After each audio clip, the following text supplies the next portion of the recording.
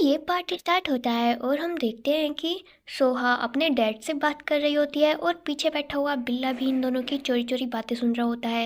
यहाँ पर सोहा के डैड उससे कहते हैं कि मुझे लगता है कि तुम उस बिल्ले से बहुत ज़्यादा प्यार करती हो। तुम्हारी वेबटून में मैंने पढ़ा है उसके लिए तुम्हारा कुछ ज़्यादा ही लगाव है, लेकिन उसकी वजह से तुम काम लेट कर रही हो, तो तुम उसे मेरे पास छोड़ जाओ।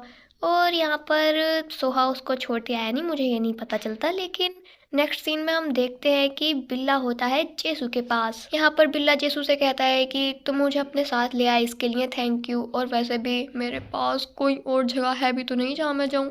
जब तक सुहा को टाइम चाहिए तब तक मैं यहीं पर रहने वाला हूँ। बिल्ला जेसू से कुछ ज़्यादा ही चिपक रहा होता है, इसलिए जेसू को बेचारे को बार बार छींकाए जा रही थी, तो वो गुस्से में कहता है कि मुझे तुम्हारा कॉलर सच में समुद्र में फेंक देना चाहिए था। दूसरी तरफ बूदोंग की और शर्मिली की तो लव स्टोरी सेट हो गई है, क्योंकि यहाँ पर बूदोंग कहता है शर्मिली को कॉल करके नीचे आकर ब्रेकफास्ट कर लो, क्योंकि मैं तुम्हारे साथ डेट पर तो नहीं जा सकता, वीकेंड पर मैं रेस्टोरेंट में ही पार्ट टाइम जॉब करता हूँ। अब शर्मिली जब रेस्टोरेंट में आ रही होती है तभी उसको यहाँ पर सोहा भी मिल जाती है, क्योंकि सोहा के डैड ने बहुत सारी चीज़ें भिजवाई हैं बूदोंग के मोम डैड के लिए। और यहाँ पर बूदोंग के मोम डैड तो सोहा को देखकर बस उसी से चिपक जाते हैं, वो तो शर्मिली पर ध्यान भी नहीं देते। इसीलिए यहाँ पर बूदोंग बार बार शर्मिली का भी नाम लेने लगता है ताकि उस पर भी ध्यान दे। वो शर्मिली का एक निकनेम बताता है, तो फिर सोहा कहती है कि वाह, ये निकनेम क्या तुमने रखा? तो फिर बूदोंग कहता है कि नहीं, मॉम ने रखा। अब ये सुनते ही उसकी मॉम तो कह देती हैं कि नहीं नहीं मैंने नहीं रखा, और उसके बाद वो चली जाती हैं। इसका मतलब कि शायद बूदोंग के मॉम डैड भी शर्मिली को पसंद करते हैं, और यहाँ पर सोहा को भी पता लग जाता है कि शर्मिली और बूदोंग अपडेट कर रहे हैं। वो बहुत खुश होती है, उसका तो पता नहीं पर मैं भी खुश होती हूँ। सोहा खुश होकर जब अपने घर को जा रही होती है तो उसको बिल्ला मिल जाता है, और वो उससे कहता है कि आज तो बहुत खुश हो, और वो कहती है कि हाँ बिल्कुल, लेकिन ये दोनों एक दूसरे से ठीक से बात नहीं कर पाते।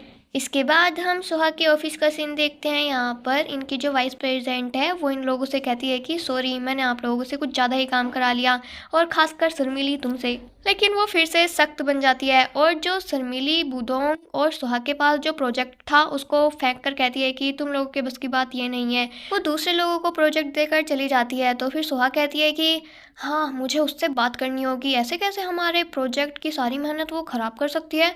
और वो जाती है फिर वाइस प्रेसिडेंट से बात करने के लिए, और यहाँ पर वो उससे कहती है कि हमने उस प्रोजेक्ट पर अपनी पूरी मेहनत की थी, और तुम ऐसे कैसे किसी को ये प्रोजेक्ट दे सकती हो। तो फिर इस पर वाइस प्रेसिडेंट कहती है कि तुम्हें पता है मैं शर्मिली से ज़्यादा काम क्यों करवाती थी?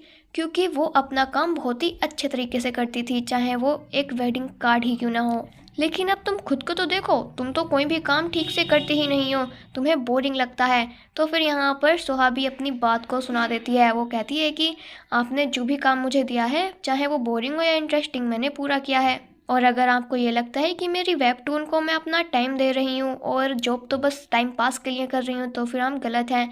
यहाँ पर वो 2-3 बात सुनाती तो है, लेकिन वाइस प्रेसिडेंट उसकी घंटा ना सुनती, और सोहा वापस शर्मिली के पास चली जाती है। वो शर्मिली से जाकर कहती है कि तुम्हें वाइस प्रेसिडेंट से बात करनी चाहिए, प्रोजेक्ट की लीडर तो तुम ही थी ना। तो फिर यहाँ पर वो शर्मिली कहती है कि हाँ मैं कर लूँगी। और सोहा देखती है कि शर्मिली अभी भी उसी इनविटेशन कार्ड पर काम कर रही है। तो फिर सोहा कहती है कि तुम ये क्यों कर रही हो? इस पर शर्मिली कहती है कि मैंने शुरू किया है तो ख़त्म तो करना चाहिए ना। इस पर सोहा कहती है कि तुम्हें किसी चीज़ के लिए मना करना भी आना चाहिए। तब यहाँ पर बुदोंग भी आ जाता है, जो कि शर्मिली की साइड लेने लगता है, और यहाँ पर सोहा में और उसमें थोड़ी सी बहसती हो जाती है। और लास्ट में बुदोंग कहता है कि तुम अपने बिल्ले को तो संभाल नहीं सकती, हमेशा जेसू के पास रहता है। ये बात तो सोहा के दिल पर लग जाती है, और जब वो रात को घर वापस जा रही होती है तो बेचारी दुखी होकर जा रही थी। अगले दिन हम देखते हैं कि बिल्ला कैफ़े में काम कर रहा होता है, लेकिन वो यहाँ पर कुछ लड़कियों से बड़े ही प्यार से बात करता है। वो ऐसा इसलिए कर रहा है क्योंकि वो चाहता है कि एक बूढ़े बिल्ले को अडॉप्ट कर लिया जाए। ये वही बिल्ले हैं जो कि बूदोंग के साथ उस अजीब आदमी ने पकड़ लिए थे। सभी बिल्लों को अडॉप्ट तो कर लिया गया है, लेकिन एक बूढ़ा बिल्ला रह गया है जिसे कोई अडॉप्ट नहीं कर रहा। यहाँ पर ये लड़कियाँ भी साफ मना कर देती हैं। अब यहाँ पर बिल्ला जेसू से कहता है कि क्या तुम्हारा कोई दोस्त नहीं है या फैमिली कोई तो होगा जो अडॉप्ट कर ले, क्योंकि तुम तो कर नहीं सकते, तुम्हें एलर्जी जो है। इस टाइम पर जेसू कुछ अपने फ़ोन में पढ़ रहा होता है, और हमें पता लगता है कि जेसू के डैड, मतलब कि जिन्होंने उसे लास्ट टाइम पर अडॉप्ट किया था, जिन्होंने उसकी पढ़ाई वढ़ाई करवाई है, वो एक प्रेसिडेंट थे। लेकिन अभी किसी वजह से उनकी कंपनी के शेयर डूब गए हैं और अब वो कंगाल हो गए हैं यार। अब हम देखते हैं कि जेसू अपने डैड से दूर कैसे हुआ। उसके डैड ने उसे लॉ की पढ़ाई करने भेजा था, लेकिन उसने तो लकड़ी की कारीगरी सीख ली। और यहाँ पर उसके डैड कहते हैं कि तुमने चलो जो किया ठीक था, लेकिन अब तुम कह रहे हो कि तुम्हें यहाँ से जाना है, अपने दम पर करोगे जो करना है। इस पर जेसू कहता है कि हाँ बिल्कुल, मैं आपके पैसे नहीं लेना चाहता। और तो फिर यहाँ पर उसके डैड कहते हैं कि क्या तुमने कभी मुझे अपना बाप माना भी है? क्या तुम यहाँ पर सिर्फ मेहमान बनकर आए थे? और वो गुस्से में अपने हाथ में जो भी होता है उसको फेंकते हैं और कहते हैं कि निकल जाओ और आज के बाद अपनी शक्ल मत दिखाना मुझे। सीन अब प्रेजेंट में आ जाता है। यहाँ पर बिल्ला जेसू को उसके डैड के घर के बाहर ले आया है, लेकिन जेसू कहता है कि मैं नहीं जा रहा अंदर मिलने। तो फिर इस पर बिल्ला कहता है कि तुम्हें कोशिश तो करनी चाहिए। इसके बाद सीन सोहा पर आ जाता है और यहाँ पर शर्मीली गुजर के जा रही होती है। तो फिर सोहा उसको रोक कर कहती है कि है सॉरी, क्योंकि मैंने तुम्हारे साथ लंच नहीं किया और तुम क्या मुझसे इतनी नाराज़ हो कि मुझसे बात भी नहीं करना चाहती। तो फिर यहाँ पर शर्मीली कहती है कि मैंने तुम्हें मैसेज किया था। तो फिर इस पर सोहा कहती है कि अच्छा, लेकिन मेरे पास तो फ़ोन ही नहीं है मेरा। तो फिर शर्मीली कहती है कि नहीं, मैंने तुम्हारे पास फ़ोन देखा है। तो फिर सोहा निकाल कर देखती है और कहती है कि ये फ़ोन तो मेरा नहीं है। तो फिर शर्मीली कहती है कि अच्छा, मुझे लगा कि शायद तुम ही मुझसे बात नहीं करना चाहती। और इसके बाद यहाँ पर हम शर्मिली की भी सैड स्टोरी देखते हैं। वो बोलती है कि तुम्हें पता है मुझे बुदोंग की इरेजर कैसे मिली थी। और सीन अब पास्ट में चला जाता है। यहाँ पर हम देखते हैं कि सुहा अपनी इरेजर नहीं लाई होती है, इसीलिए वो बुदोंग की इरेजर लेती है, लेकिन उससे वो गलती से नीचे गिर जाती है। लेकिन बुदोंग और सुहा तो बात करने में बिजी थे, इसलिए वो इरेजर पर ज़्यादा ध्यान नहीं देते। ये इरेजर पीछे जाकर शर्मिली उठा लेती है और वो बताने की कोशिश तो करती है कि ये तुम्हारी इरेजर, लेकिन वो नहीं बोल पाती। कोई उसकी सुनता ही नहीं है, तो फिर वो चुप ही रह जाती है। और प्रेजेंट में सोहा से शर्मिली कहती है कि तुम्हें पता है चुप रहने का सबसे बड़ा नुकसान क्या है? लोग तुम्हारे बारे में गलत सोचने लगते हैं। वैसे यहाँ पर ये सारी बात बुदोंग ने भी सुन ली होती है और वो अब वापस चला जाता है। यहाँ पर शर्मिली सुहा को कहती है कि मुझे वाइस प्रेसिडेंट से रियल बताऊँ तो बहुत ज़्यादा नफरत हो गई थी अंदर ही अंदर, और धीरे धीरे खुद से नफरत हो गई मुझे। तुम तो अपनी बेझिझक सारी बातें बोल देती हो। इस पर सोहा कहती है कि तुम्हें ऐसा लगता है क्या? ऐसा कुछ भी नहीं है। और वो फ़ोन दिखाते हुए कहती है कि तुम्हें पता है ये फ़ोन किसका है? ये उस लड़के का है जिसको मैंने घर से बाहर निकाल दिया। नहीं, ये उस बिल्ले का है। और तभी सीन कट हो जाता है और जेसू और बिल्ले पर आ जाता है, जो कि जेसू के डैड के घर के अंदर जेसू के डैड का वेट कर रहे थे। यहाँ पर जेसू के डैड उन्हें काफ़ी ज़्यादा वेट करा रहे होते हैं। तो फिर जेसू यहाँ से जाने लगता है, तभी यहाँ पर उसको बिल्ला रोक लेता है और इतने में उसके डैड भी आ जाते हैं, लेकिन वो व्हील चेयर पर होते हैं। ये देखकर तो जेसू इमोशनल हो जाता है और कहता है कि ये सब कैसे हुआ। तो उसके डैड कहते हैं कि मैं बहुत घूमता फिरता हूँ, मुझे बहुत काम होते हैं, लेकिन कभी कभी व्हील चेयर पर आराम भी कर लेता हूँ। जेसू कहता है कि आपने मुझे कभी बताया क्यों नहीं। इस पर उसके डैड कहते हैं कि क्योंकि तुमने कभी खुद पूछा भी नहीं। आखिरकार तुमने खुद कितनी बार कॉल की मुझे? बस एक ही बार की थी, अपनी वर्कशॉप के बारे में बताने के लिए। तो फिर जेसू कहता है कि आप तो आए नहीं थे, क्या आप इस वजह से नहीं आए थे क्योंकि आप बीमार थे? उसके डैड कहते हैं कि वैसे तुम ये बताओ आप क्यों आए हो, क्या जायदाद में से हिस्सा मांगने आए हो? तो फिर इस पर जेसू गुस्सा हो जाता है और कहता है कि बिल्कुल भी नहीं, आप गलत समझ रहे हैं। और वो कहता है कि मैं चाहता हूँ कि आप इस बिल्ले को अडॉप्ट कर लें। और वो उस बिल्ले को देखते हैं और कहते हैं कि ये बिल्ला बूढ़ा हो चुका है और जल्द ही मर जाएगा, तो तुम बस मुझसे यहाँ पर ये कहने आए हो कि ये बिल्ले को मैं अडॉप्ट कर लूँ। तो यहाँ पर जैसे गुस्सा हो जाता है और कहता है कि लगता है कि मैं गलत इंसान के पास आ गया, और वो बिल्ले को उठाकर जाने लगता है। लेकिन तभी उसके डैड उसे रोकते हैं और कहते हैं कि जेसू, थैंक यू बेटा मुझसे कुछ मांगने के लिए। तुम खुद को बहुत ही महान समझते हो और आज तक कभी कुछ मांगा नहीं, लेकिन आज जब तुम मुझसे खुद कुछ मांग रहे हो मुझे बहुत अच्छा लग रहा है। जेसू तो यहाँ पर रोने ही लगता है। वैसे मुझे भी रोना आ रहा है यार, इतनी सैड भरी स्टोरियाँ कहाँ से आई इसमें। यहाँ पर जेसू और उसके डैड की सारी गलतफहमियां दूर हो जाती हैं और सीन अब आता है सुहा पर, जो कि शर्मिली के साथ होती है और वो सब बता देती है उसे। लेकिन यहाँ पर शर्मिली अभी भी नहीं समझ पा रही होती है कि सोहा अपने बिल्ले की बात कर रही है या फिर उस लड़के की। मतलब कि बात तो वही है ना, दोनों एक ही तो है, लेकिन बेचारी शर्मिली समझ नहीं पा रही ना। यहाँ पर सोहा भी उसको ठीक से नहीं बताती है और कहती है कि अब तुम बताओ, क्या मैं एक बिल्ले से प्यार कर सकती हूँ? सोहा रात को जब वापस आती है तो फिर यहाँ पर उसको बिल्ला रोड पर आकर कहता है कि वेलकम होम, और यहाँ पर वो दोनों थोड़ी सी बात करते हैं और बिल्ला जेसू के बारे में बताता है। तो फिर सोहा कहती है कि मैं तो उसे उसके डैड के घर जाने के लिए कभी नहीं मना पाई, तो तुम्हारा थैंक यू। और यहाँ पर दोनों थोड़ी और बात करने की कोशिश करते हैं, लेकिन सोहा घर वापस आ जाती है अपने और आकर बिल्ले का फ़ोन देखने लगती है जिसमें सिर्फ सोहा के फ़ोटो भरे हुए थे। सोहा बिल्ली के साथ बिताए गए सारे पल याद करने लगती है और इसके बाद वो सो भी जाती है। तभी रात को उसकी केयर करने के लिए बिल्ला भी घर के अंदर आ जाता है। बिल्ला देखता है कि सोहा को तो बुखार है, इसीलिए वो उसकी और ज़्यादा केयर करने लगता है। लेकिन यहाँ पर सोहा जाग जाती है और कहती है कि तुम इतनी आसानी से इंसान कैसे बन जाते हो? तुम हमेशा से ही मेरा छिप छिप कर पीछा कर रहे थे और मुझे पता भी नहीं लगा, लेकिन तुम ऐसा क्यों करते हो? तो फिर वो कहता है कि क्योंकि तुम अकेली थी इसलिए। तो अब दिखाया जाता है कि सोहा हर जगह पर अकेली ही थी, लेकिन उसको पीछे से बिल्ला हमेशा देखता रहता था। वो हमेशा उसके साथ होता था। सोहा तो यहाँ पर रोने ही लगती है और बिल्ला भी उसे कहता है कि तुम हमेशा दूसरों की परवाह करती हो, लेकिन खुद के बारे में कभी नहीं सोचती। तुम खुद बीमार थी, उसके बाद भी मेरी चिंता कर रही थी।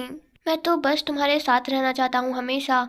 और यहाँ पर सोहा रोते हुए कहती है कि क्या तुम मेरी वजह से इंसान बनते हो? इस पर बिल्ला कहता है कि मुझे भी नहीं पता, शायद इसलिए क्योंकि एक बिल्ला इंसान को गले नहीं लगा सकता। तुम्हें गले लगाने के लिए मुझे इंसान बनना पड़ता है।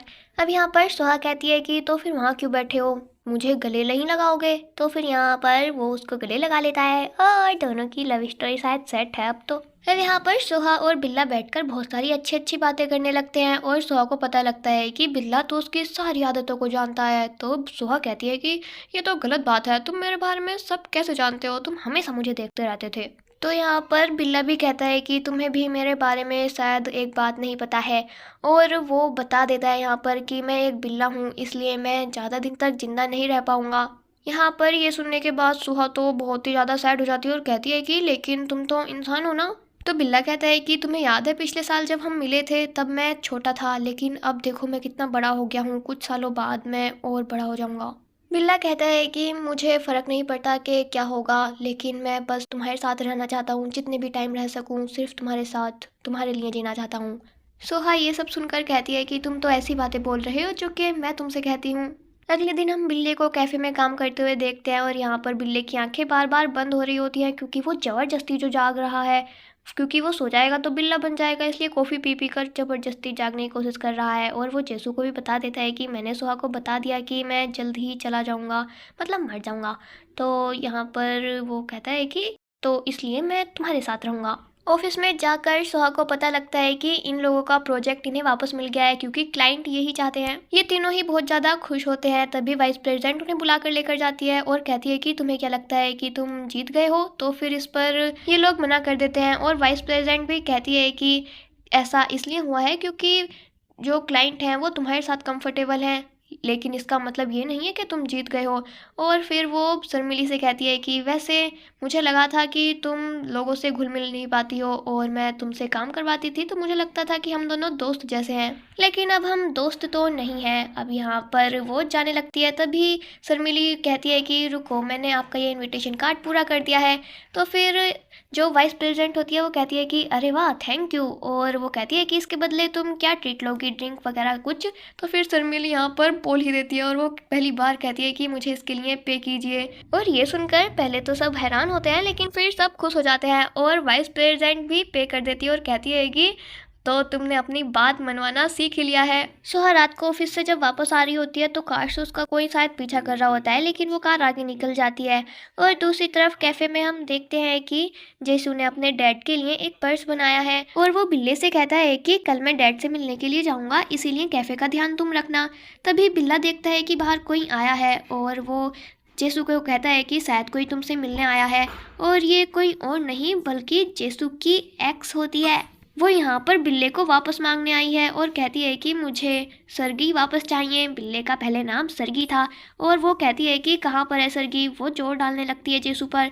पीछे से बिल्ला तो कह देता है कि मैं नहीं आऊँगा। उसको तो कुछ समझ ही नहीं आता कि यहाँ क्या चल रहा है, लेकिन तभी बिल्ले को चक्कर से आने लगते हैं क्योंकि वो सोया नहीं है ना बहुत टाइम से, और वो वापस से बिल्ला बन जाता है। जेसुक की एक्स उसको देखकर कहती है कि अरे सरगी तुम यहाँ पर हो, आ जाओ मेरे पास, हम वापस चलते हैं।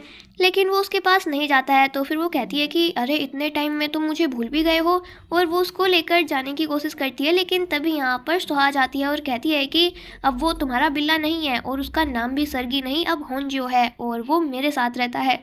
वो अब पहले जैसा क्यूट नहीं है, लेकिन वो बहुत ही ज़्यादा अच्छा है, और मैं इसको किसी को नहीं दूंगी। सोहा यहाँ पर बिल्ले को लेकर घर वापस आ जाती है, और वो बिल्ले से कहती है कि तुम्हें ऐसा नहीं लगता कि तुम्हें मुझे हक करने के लिए परफेक्ट टाइमिंग है?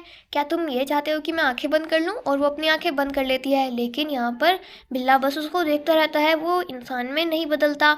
और सोहा कहती है कि हाँ जियो, तुम बदल क्यों नहीं रहे? क्या ऐसा तो नहीं कि तुम नहीं बदल सकते? और वो यहाँ पर ये कहती ही है, तभी एपिसोड खत्म हो जाता है। क्या सच में बिल्ला अब इंसान नहीं बन सकता? हमें नहीं पता, चलो हम अगले एपिसोड में देखेंगे। अभी के लिए टाटा बाय बाय।